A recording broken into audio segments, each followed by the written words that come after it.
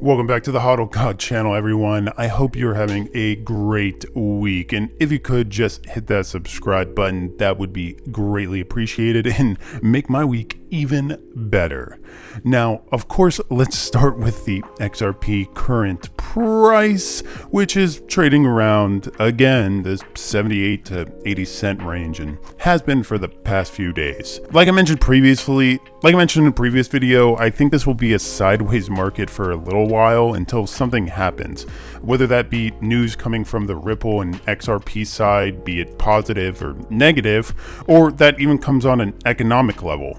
I do know there is high chances of interest rates rising this year, so once they do, you could see a change in the crypto markets as well. Whether that be a positive or negative change, we will have to wait and see.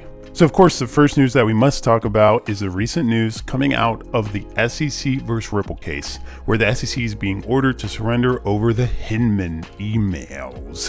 Woohoo! Yippee-ki-yay! Let's get a hoorah out there! Hoorah! Now everyone out on Twitter is jumping up and down. They are literally orgasming in their pants as we speak about this information. But to me, why they are so happy is silly, because they are all up in arms about the Hinman email, but this Hinman email is just a drafted speech that he did back in 2018. So to me, it's really going to give no insight whatsoever into the case.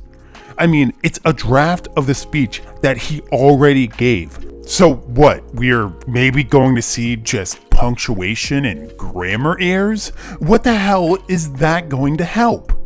I don't think this email will have the subject line on it saying, Ethereum is my boy for life, and I will make sure that shit is safe and goes to the moon because I and the SEC are corrupt. No, it's just going to be what we literally already heard. Now, outside of that email, there are notes that are being released that I think hold more weight, as it can maybe provide more information than that of what we already had. These notes are meetings between SEC staffers and third parties. Now, these third parties, we don't know who they are, but they could be people or companies that have had high-level questions regarding cryptocurrencies. Say Coinbase came in and asked the SEC a question, and the SEC gave guidance, and from that guidance, Coinbase acted. Of course, we can go all conspiracy theory and say all these meetings had to deal with ETHgate, but I stray away from the tinfoil hat on that part because I don't think it was the SEC who colluded with Ethereum to make them a powerhouse. Because what would that even help them with?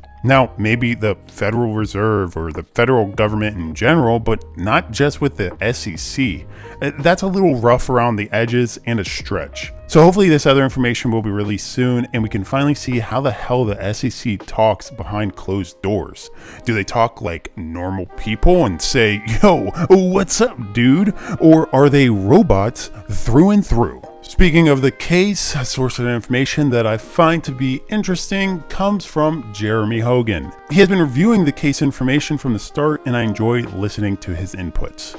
Recently, he reviewed the information regarding the pushback dates and also the judge's previous cases on timelines, and he connected some dots to suggest that this case will be taking even longer than anyone expected.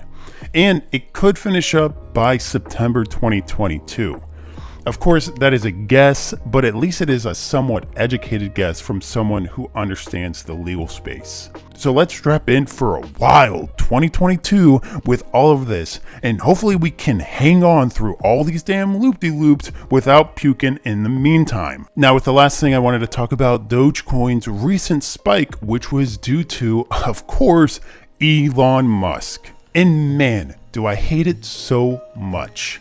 This person has so much influence on people that he can easily manipulate a market to rise by 10, 15, 20%, and for absolutely no reason at all. I mean, the recent rise was due to him saying they would be accepting Dogecoin to purchase their merch.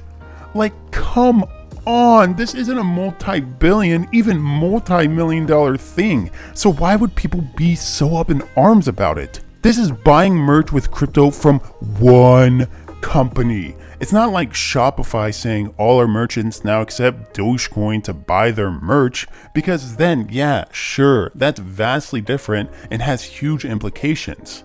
I just think that at this point, it is blatantly obvious that Elon is manipulating the price, and I don't think it's for monetary gain whatsoever, but it is for pure entertainment to see how far his reach is and how far he can change something just by his mere circus acts. I mean, maybe he is just trend setting for Doge to become accepted by every influencer who sells merch, but I highly doubt it. And there you have it, folks. There's my takeaways from some recent news, and I hope you enjoyed it.